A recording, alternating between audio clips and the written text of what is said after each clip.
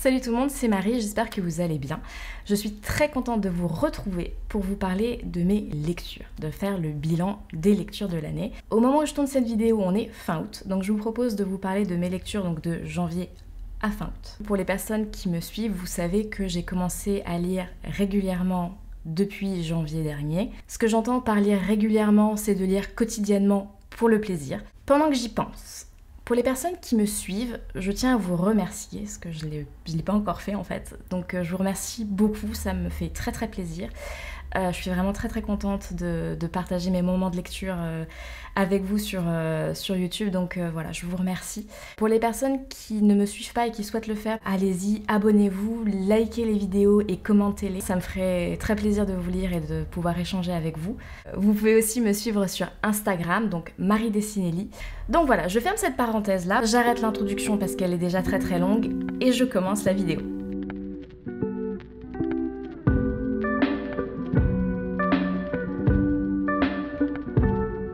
Bilan de lecture, donc comme je vous l'ai dit, on est fin août au moment où je tourne cette vidéo, donc je vous propose de faire le bilan des 8 derniers mois. Il y a 15 questions, j'ai commencé, je les ai préparées. Oui, ça casse en spontanéité, mais franchement, vu mon pouvoir décisionnel, ça aurait été trop long, ça aurait été pas sympa pour vous, ça aurait pas été sympa pour moi parce qu'au niveau du montage, ça aurait été la cata, et la vidéo aurait duré 3 plombes. Donc j'ai un peu préparé les questions, mais faites-moi confiance, vraiment, il valait mieux. Donc c'est parti, 15 questions. La première, ton meilleur livre de l'année jusqu'à présent. Alors, ça a été un peu dur de répondre à cette question-là parce que j'hésitais entre deux livres. Le premier de la trilogie des chats de Bernard Werber, Demain les chats. Et j'ai hésité avec le premier de La Passe Miroir de Christelle Dabos, ou Dabo, je sais toujours pas comment on prononce les noms des auteurs, je suis navrée. La Passe Miroir, donc le premier livre, Les fiancés de l'hiver. Donc j'ai beaucoup hésité et en fait bah non, je n'hésite plus. J'ai adoré et mon meilleur livre de l'année pour le moment, c'est Les fiancés de l'hiver de Christelle Dabos. Parce que c'était juste top. J'ai adoré cette saga, mais vraiment je l'ai dévorée, je l'ai adorée. Je vous la conseille si vous ne l'avez pas encore lue. Alors oui, j'ai un peu 10 ans de retard, mais franchement lisez-la. Si jamais vous aussi vous avez eu 10 ans de retard par rapport à ça, lisez cette saga, elle est juste extraordinaire. Vraiment, même pas je pèse mes mots parce qu'elle est trop bien. Si mon avis sur ces livres vous intéresse, j'ai fait une vidéo sur La Passe Miroir, donc allez la voir et lisez les livres parce que vraiment, je vais arrêter de m'emballer, mais... meilleur livre de l'année, Les fiancés de l'hiver, le premier tome de cette saga, mais ils sont tous top, hein, mais il fallait bien en dire un, donc voilà. Deuxième question, ton meilleur deuxième tome cette année. Alors je vais pas vous faire le coup le second tome de La Passe Miroir, parce que sinon ça va être un peu redondant, même si c'est pas faux. J'ai adoré Les corps cachés de Caroline Kneps. C'est le deuxième livre donc d'une suite de 2 livres qui a inspiré la série You sur Netflix. I believe in love at first sight. J'en ai un petit peu parlé dans une autre vidéo, donc si ça vous intéresse, allez voir cette vidéo-là. Le premier, c'est parfaite, mais le deuxième, j'ai vraiment beaucoup aimé aussi. Donc, deuxième tome préféré, Les corps cachés. Troisième question, un roman qui vient juste de sortir et que je souhaite lire prochainement. Alors, c'est Le Trône des 7 îles qui est sorti le 19 août et aujourd'hui on est le 24 août, donc c'est vraiment tout récent. Je peux vous lire le pitch, histoire qu'on se hype un peu quoi. Dans un royaume troublé par les secrets et la trahison et où le danger rôde sous la mer, une princesse va devoir se battre pour revendiquer son trône avant que tout ne soit perdu. C'est le grand jour pour la princesse Amora. Amora, par amour du goût. C'est le grand jour pour la princesse Amora, fille unique de la famille Montara, qui dirige le royaume de Visidia. Elle va devoir asseoir sa position d'héritière du trône en effectuant une démonstration de sa magie devant son peuple. Mais quand le rite de passage tourne au désastre, la jeune fille est forcée de fuir. Alors, mis à part que le prénom du personnage principal me fait penser à de la moutarde, ça a l'air trop cool. Voilà, je veux lire prochainement ce livre.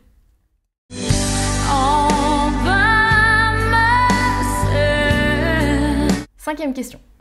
La plus grande déception de l'année. Bah ça n'a pas été long, ça pour me décider. Il y a quelques livres que j'ai pas trop aimés cette année, donc je vais vous faire la liste, mais il n'y en a pas beaucoup. Il y a Le Passage, c'était une lecture proposée par Cornelius. Pas du tout problème de la lecture commune, hein. Au contraire c'était vraiment très bien, les échanges étaient ultra intéressants et vraiment voilà, aucun problème avec le côté lecture commune. Je vous en parlerai plus après le live parce que je trouve que c'est plus correct d'attendre d'avoir eu le retour avec la personne qui a initié la lecture commune. Mais voilà, je vous en parlerai, je vous donnerai mon point de vue sur cette lecture. Voilà, le passage de Justin Cronin que j'ai pas trop aimé. L'écume des jours aussi, je vous en parlerai davantage aussi, qui est une lecture que j'avais commencé à la sortie du film, que je n'avais pas terminé, et je l'ai relu cet été, et j'ai pas trop aimé, mais voilà, je vous en parlerai davantage dans une prochaine vidéo. Mais alors, la déception vraiment de l'année, c'est Killing Joke de Alan Moore et de Brian Bolland. Grosse déception. Pourquoi déjà, quand j'ai reçu le livre, je l'ai trouvé très petit. Et il y a très peu de planches. 46 planches. Pas beaucoup. Quand on m'avait parlé du livre, donc c'est un copain qui m'a parlé du livre, donc Sylvain, si tu passes par là, je suis désolée. De ce que j'avais compris de la présentation qu'on m'en avait faite et de ce que j'avais pu lire sur internet, c'était qu'il allait avoir une bataille psychologique entre Batman et le Joker. Moi, la bataille psychologique, je l'ai pas vue. Limite, j'ai trouvé qu'ils étaient assez copains-copains, enfin, je n'ai pas aimé. Et de ce que j'avais compris, on allait en savoir plus sur l'histoire du Joker, on allait découvrir un peu la complexité de son personnage, de sa personnalité, de l'évolution du personnage par rapport à son vécu. Et ça, je ne l'ai pas retrouvé du tout dans cette BD. L'univers Batman, c'est un univers que j'aime beaucoup, même si je le connais pas hyper bien. Donc les gens qui sont ultra pointilleux et qui adorent ce truc vont peut-être me détester. Mais il y a certains films et BD et dessins animés qui m'ont vraiment marqué. Notamment l'animé que je regardais quand j'étais petite, qui est sorti dans les années 90, qui passait sur la télévision. Hein. J'ai aussi adoré la trilogie avec Christian Bale. Adoré Joker, joué par Joaquin Phoenix. J'avoue que peut-être que j'attendais qu'il y ait ce niveau de complexité dans le personnage dans cette BD. Et donc j'ai été déçue. Et il y a une scène qui est violente, mais uniquement pour être violente. C'est gratuit. Je veux pas vous spoiler parce que il y a 46 planches, donc si je vous en spoil un peu... il va rien vous laisser à lire. Vous avez compris, j'ai pas aimé, je commence à pas être gentille, mais j'étais ultra déçue parce que j'attendais beaucoup de ce livre en fait, je pense. Vu mon retour par rapport à cette lecture, parce qu'au début, quand j'ai fini de lire, j'étais mitigée. Voilà, si vous me suivez sur Instagram, vous avez pu voir que j'ai dit que j'étais mitigée. Avec le recul, en fait, j'ai juste été super déçue. Du coup, je suis allée sur internet voir un peu ce que les gens en pensaient. Elle est bien notée, hein, cette BD. Par contre, j'ai lu effectivement qu'il y avait une scène de violence qui était complètement gratuite. J'ai vu aussi sur internet que l'auteur Alan Moore lui-même est pas hyper bien avec cette scène-là. De ce que j'ai vu, visiblement, il regretterait même cette scène. À prendre avec des pincettes, mais voilà. Grosse déception de l'année, et j'arrête parce que je pense que c'est la question la plus longue, et c'est dommage parce que c'est la négative, mais voilà.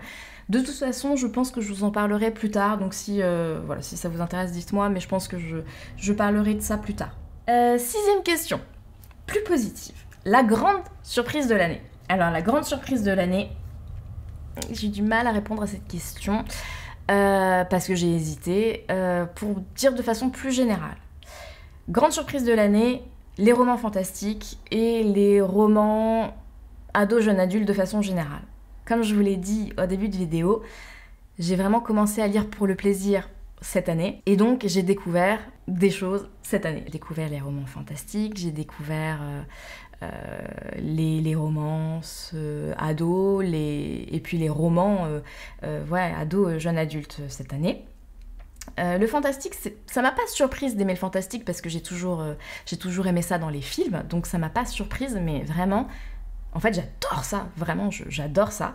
Donc voilà, la plus grande surprise, ça a été de découvrir que j'adorais et je dévorais les romans fantastiques, et voilà, ados, jeunes adultes. Grande surprise de l'année, on va dire, par rapport à ça. J'aurais pu dire La Passe Miroir pour répondre à la plus grande surprise de l'année, mais pour pas que parler de ça, hein, comme je vous l'ai dit tout à l'heure, je vais vous répondre la trilogie des chats de Bernard Werber, même si j'en ai un tout petit peu parlé en début de vidéo, la plus grande surprise de l'année.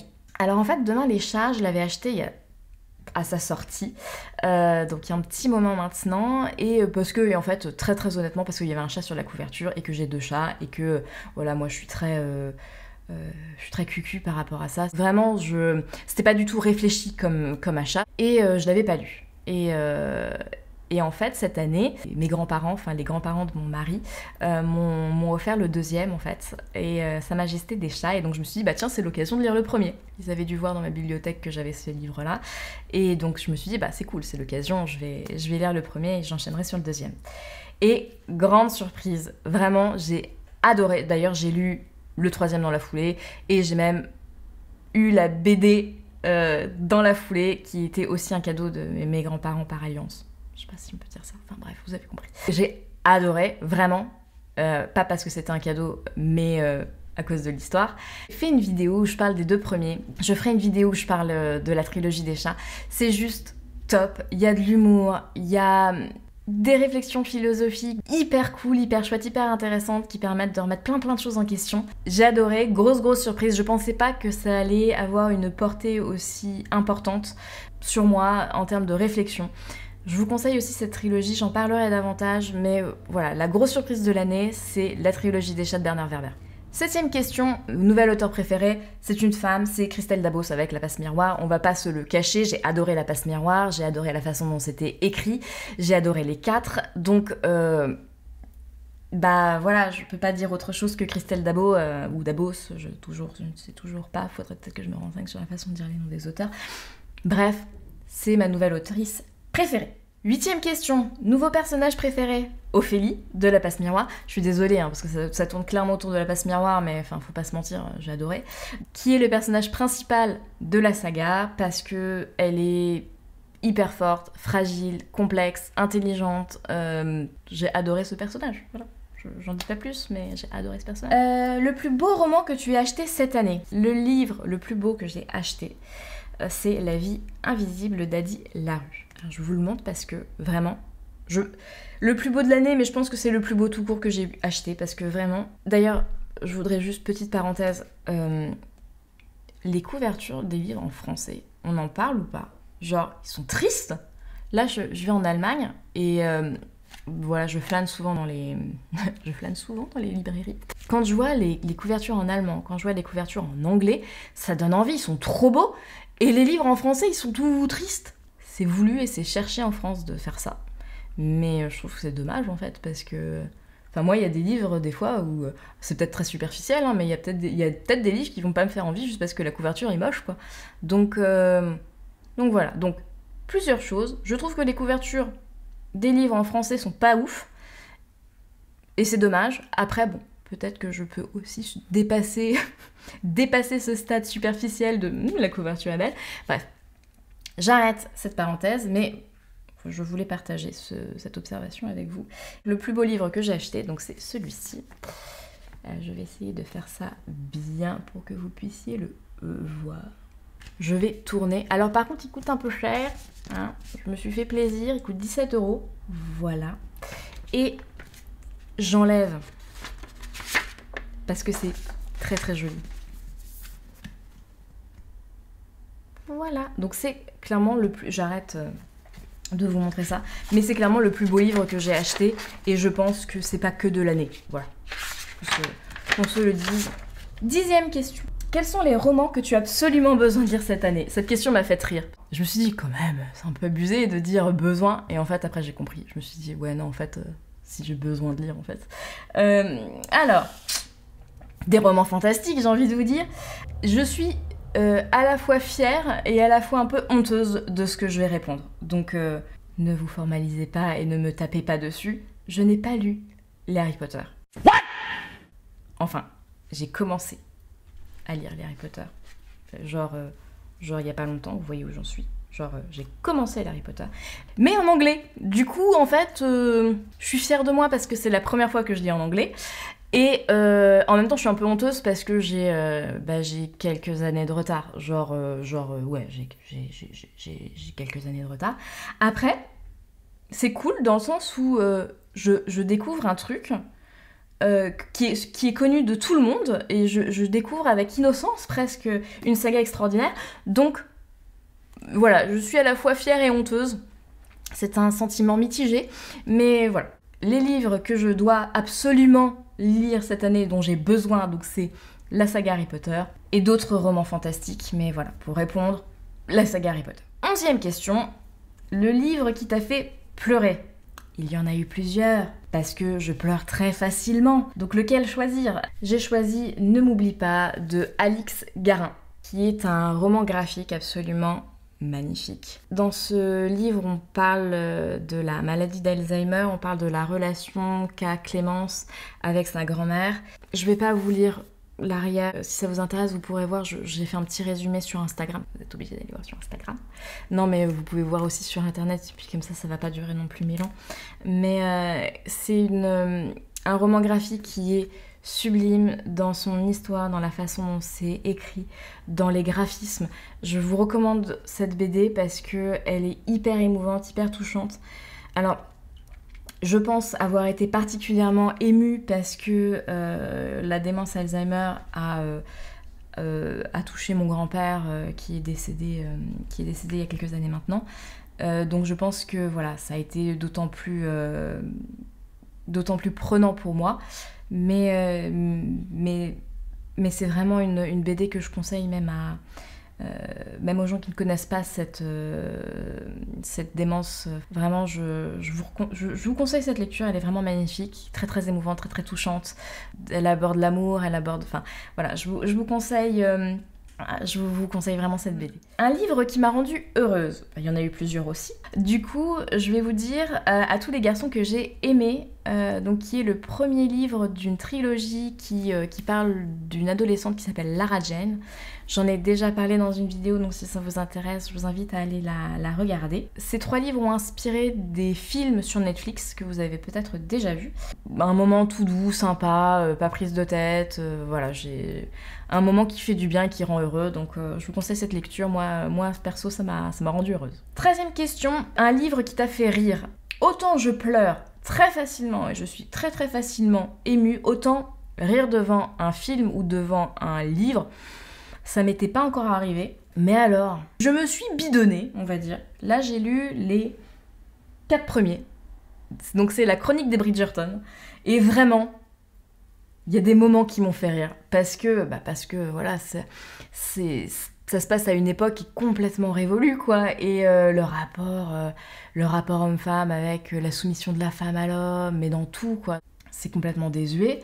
Et à côté de ça, il y a des personnages qui sont un peu décalés pour l'époque. Du coup, ouais, je me suis bidonnée. Il y a notamment un personnage qui m'a beaucoup fait rire. Donc dans le premier principalement, c'est Daphné. Vraiment, elle m'a beaucoup fait rire.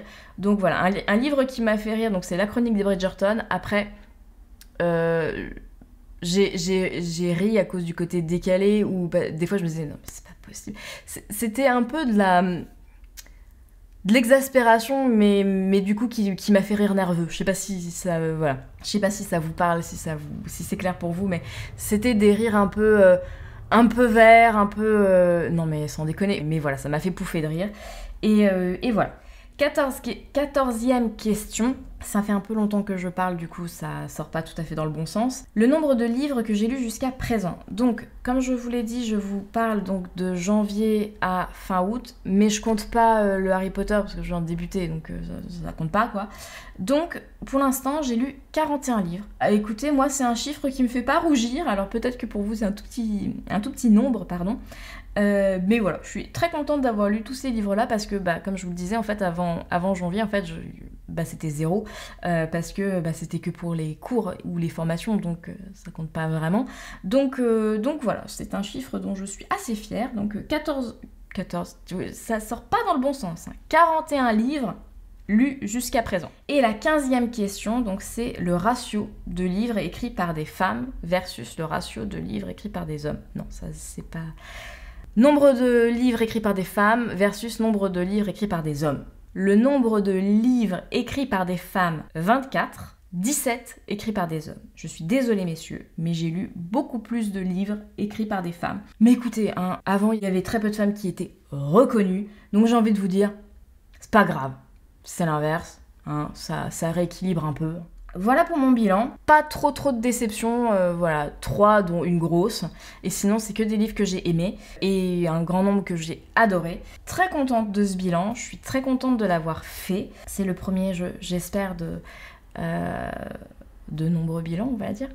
Donc voilà, écoutez, je vais vous laisser. N'hésitez pas à liker la vidéo, à la commenter. Abonnez-vous à ma chaîne si le contenu vous plaît. Vous pouvez aussi me suivre sur Instagram, Marie Destinelli, où je vous parle de lecture, de dessin, de mes chats. Voilà, écoutez, je vous dis à très vite pour de nouvelles vidéos et d'ici là, portez-vous bien. Salut!